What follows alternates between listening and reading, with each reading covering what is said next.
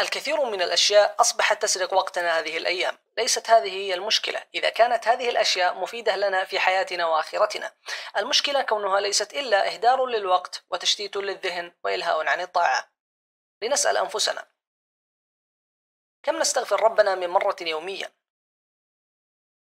حسنا، أعلم أنه عادة تمر الأيام والليالي دون ما ذكر وأسهله الاستغفار، ولكن في المقابل قد لا تكاد تمر ساعة أو أكثر إلا ونحن نهرع إلى أجهزتنا، نرى من أرسل ومن غرد، نضحك على النكات ونضحك أكثر على الفيديوهات.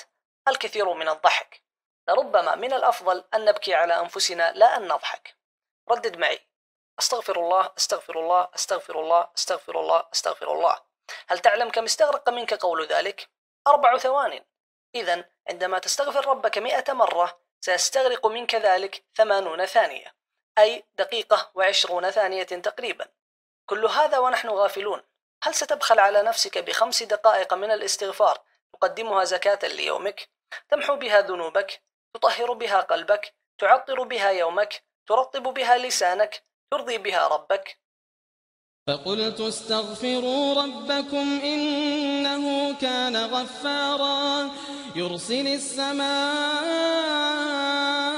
عليكم مدرارا ويمددكم بأموال وبنين ويجعل لكم جنات ويجعل لكم أنهارا ما لكم لا ترجون لله وقارا وقد خلقكم أطوارا.